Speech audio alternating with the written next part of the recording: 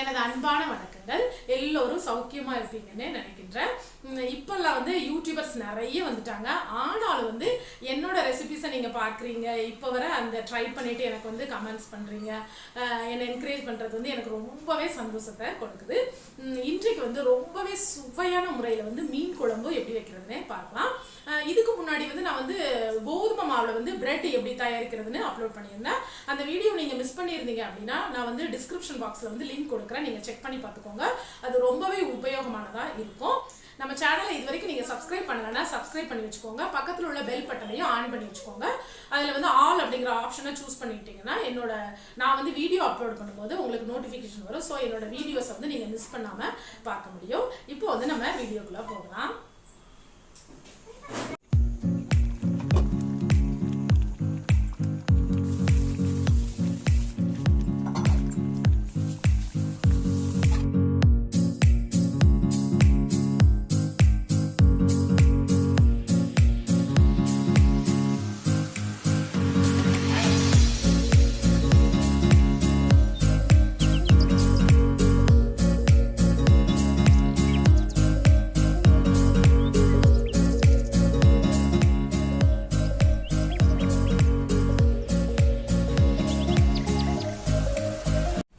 இப்போ இங்கே நான் ஒரு பெரிய பேன் அடுப்பில் வச்சுருக்கேங்க. கேஸை வந்து ஸ்லோ ஃபயரில் வச்சுக்கோங்க. தேவையான அளவு எண்ணெய் விட்டுக்கோங்க.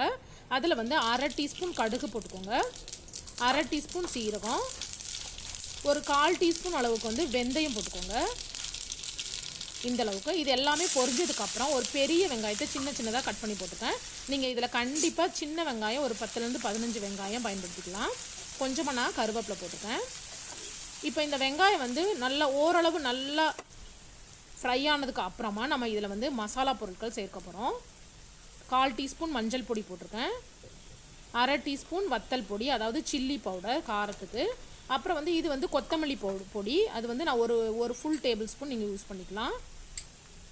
இது வந்து நல்ல கலர் கொடுக்கும், காஷ்மீரி சில்லி, அது வந்து ஒரு 3/4 டீஸ்பூன் அளவுக்கு பயன்படுத்தியிருக்கேன். உங்களுக்கு நான் வந்து தேவையான பொருட்களோட லிஸ்ட்டு வந்து டிஸ்கிரிப்ஷன் பாக்ஸில் கொடுத்துறேன், செக் பண்ணி பார்த்துக்கோங்க. இப்போ இதெல்லாம் ஓரளவு கேஸை ஸ்லோ ஃபயரில் வச்சுட்டு நல்லா வதக்கிடுங்க. வதக்குனதுக்கு அப்புறம் பாருங்கள், நான் வந்து 2 பெரிய வெங்காயம், 4 தக்காளி, ஒரு 6 பல் பூண்டு, கொஞ்சோண்டு இஞ்சி, ஒரு பச்சை மிளகாய், இதெல்லாம் நல்லா பேஸ்ட்டாக அரைச்சி எடுத்துகிட்டு இதில் ஊற்றிருக்கேன். இந்த மசாலா வந்து நான் தண்ணி எதுவுமே சேர்க்காம தான் அரைச்சிருக்கேங்க. இப்போ வந்து நம்ம இதை மூடி வச்சுட்டு ஒரு 10 நிமிஷம் நல்லா ஸ்லோ ஃபயரில் நல்லா அதோட பச்சை வாசனை ஃபுல்லாக போகும் வர நல்லா குக் பண்ணி எடுத்துக்கலாம். பாருங்கள், இப்போ வந்து 10 நிமிஷம் நல்லா ஸ்லோ ஃபயரில் குக் ஆகிருக்கு. இந்த மாதிரி அந்த ஆயிலெலாம் பிரிஞ்சு மேலே வரணும். இப்போ வந்து இந்த மசாலா வந்து நீங்கள் நல்லா ஸ்மெல் பண்ணி பார்த்தீங்கன்னா பச்சை வாசனை எதுவுமே இருக்காது, அருமையான ஒரு நல்ல வாசனையில் இருக்கும். இந்த டைமில் நம்ம ஃபிஷ் கறிக்கு தேவையான அளவு உப்பு சேர்த்துக்கலாம்.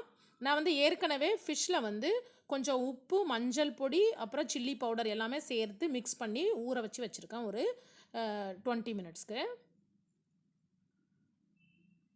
இப்போ வந்து இந்த மசாலாவோட நம்ம வந்து ஒரு பெரிய லெமன் சைஸ் புளி எடுத்து ஊற வச்சுட்டு, அந்த தண்ணி அளவு வந்து ஒரு 75லேருந்து 100 ml தண்ணியில் நீங்கள் வந்து ஊற வச்சுக்கலாம். ஊற வச்சுட்டு அதை நல்லா மசிச்சுட்டு நம்ம அந்த தண்ணியை இதில் ஊற்றிக்கலாம். நான் வந்து இந்த மாதிரி வடிகட்டி ஊற்றிருக்கேன், ஏன்னா அதில் உள்ள எதுவும் தேவையில்லாத பொருட்கள் எதுவும் உள்ள கிரேவியில் வந்துடக்கூடாது. சில நேரம் இந்த புளியில் வந்து ஸ்கின்னெல்லாம் இருக்கும், நாரெல்லாம் கூட இருக்கும். இப்போ இதை திரும்ப நம்ம ஸ்லோ ஃபயரில் வச்சுட்டு ஒரு 5 நிமிஷத்துக்கு இதை நம்ம குக் பண்ணி எடுக்க போகிறோம். மூடி வச்சு குக் பண்ண போகிறேன். இப்போ இது நல்லா குக் ஆகிட்டு பாருங்கள். அதாவது ஃபிஷ் இல்லாமையே இந்த கிரேவி வந்து அப்படி ஃபிஷ் கறி மாதிரி டேஸ்ட்டில் இருக்குங்க, செம்ம சூப்பராக இருக்கும். இப்போ வந்து தேங்காய் பால் ஊற்றிக்கலாம். தேங்காய் பால் வந்து நான் வந்து ஒரு 1/2 முறி தேங்காயிலேருந்து நல்லா முத்தின தேங்காயிலேருந்து பால் எடுத்துக்கோங்க. அதிலேருந்து பால் எடுத்து ஊற்றிருக்கேன். நல்லா திக்கான பால் தான் யூஸ் பண்ணியிருக்கேன். ஒரு 200 ml கிட்ட யூஸ் பண்ணியிருக்கேன். இந்த மாதிரி நீங்கள் மீன் குழம்பு ட்ரை பண்ணி பாருங்கள், செம்ம சூப்பராக இருக்குங்க. நல்ல திக்காக, நல்ல க்ரீமியாக, நல்ல டேஸ்ட்டாக இருக்கும். ரொம்பவே சுவையான முறையில் இருக்கும். இப்போ நம்ம திரும்பியும் இந்த தேங்காய் பாலை ஊற்றுனதுக்கப்புறமா கொஞ்சமாக லைட்டாக ஒரு 2 நிமிஷத்துக்கு இதை நல்லா கொதிக்க விட்டதுக்கு அப்புறமா தான் நம்ம இதில் ஃபிஷ்ஷை போட போகிறோம். ஆக்சுவலி வந்து இது வந்து எங்கள் அம்மா பண்ணுற மீன் குழம்பு. அவங்க வந்து இப்படி தான் பண்ணுவாங்க. ரொம்ப டேஸ்ட்டாக இருக்கும். தண்ணி அதிகமாக சேர்க்கவே மாட்டாங்க.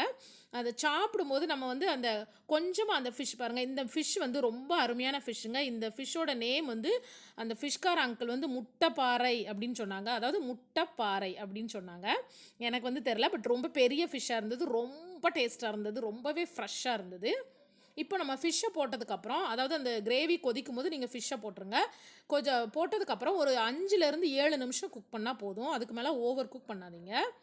இப்போ பாருங்கள் நல்லா கொதிக்குது, அப்படி வீடே மணக்கும். இது வந்து அதாவது நான் சொன்னால எங்கள் அம்மா பண்ணுற ஸ்டைலு. அது வந்து நல்லா காரசாரமாக இருக்கும். நம்மளால் ஒரு கொஞ்சம் தான் கிரேவி சாப்பிட முடியும். ரொம்ப டேஸ்ட்டாக இருக்கும் அந்த கிரேவி. அந்த மாதிரி கொஞ்சமாக ஒரு ஃபிஷ் எடுத்துக்கிட்டு கொஞ்சம் கிரேவி எடுத்து சாப்பிட்டோம்னா சாப்பிட்டுக்கிட்டே இருப்பீங்க. அவ்வளோ ஒரு சுவையில் இருக்கும். இப்போ வந்து நான் 2 பச்சை மிளகாய் போட்டிருக்கேன். அந்த பச்சை மிளகாய் இந்த டைமில் போடுறது வந்து அந்த கிரேவி ஃபுல்லாக அந்த ஃபிஷ் வாசமும் அந்த பச்சை மிளகாய் வாசமும் முழுமையாக நிரம்பி இருக்கும். ரொம்ப வீடே மணக்கும்.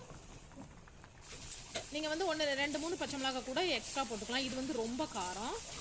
இப்போ வந்து ஃபிஷ் வந்து ஓரளவு ரெடி ஆகிட்டு, அதாவது ஃபிஷ் உங்களுக்கு எப்படி வெந்துட்டு அப்படின்னு தெரியும் அப்படின்னா, அது குக்காய் மேலே மிதந்துட்டு அப்படின்னாலே அது வந்து ரெடி ஆகிட்டுன்னு அர்த்தம். ரொம்பவே அருமையான ரெசிபிங்க. இது வந்து மோஸ்ட்லி எல்லாருக்குமே தெரிஞ்ச விஷயந்தான். இருந்தாலும் இப்போ உள்ள புது பசங்களுக்கு, புது வாலிப பசங்களுக்கெல்லாம் தெரியாது. ஸோ அவங்களுக்காக இந்த ரெசிபி நான் ஸ்பெஷலாக அப்லோட் பண்ணுறேன். இப்போ வந்து இந்த மீன் குழம்பு வந்து முழுமையாக ரெடி ஆகிட்டு, நம்ம கொஞ்சமாக மல்லித்தலையை மேலே தூவிட்டு கேஸை ஆஃப் பண்ணிவிட்டு மூடி வச்சிட வேண்டியதான். இந்த மாதிரி மீன் குழம்புகள் வந்து நீங்கள் வந்து இப்போ பண்ணிவிட்டு கொஞ்சம் லேட்டாக சாப்பிட்றது அல்லது அடுத்த நாள் சாப்பிட்றது செம்ம சூப்பரில் இருக்கும்.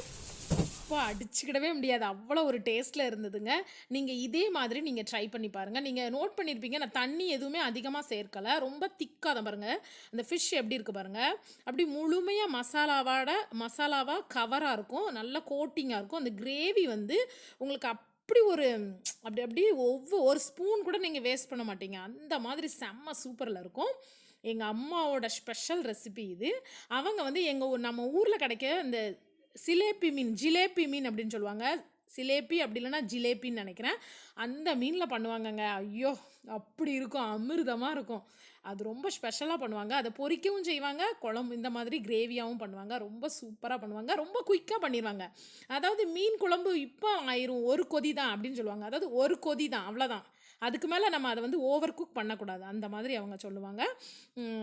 ஓகே, இதை நீங்கள் கண்டிப்பாக ட்ரை பண்ணி பாருங்கங்க. கண்டிப்பாக உங்களுக்கு ரொம்பவே பிடிக்கும். உங்கள் வீட்டில் உள்ளவங்க எல்லாரும் திருப்தியாக சாப்பிட்டுட்டு ரொம்பவே உங்களை பாராட்டுவாங்க.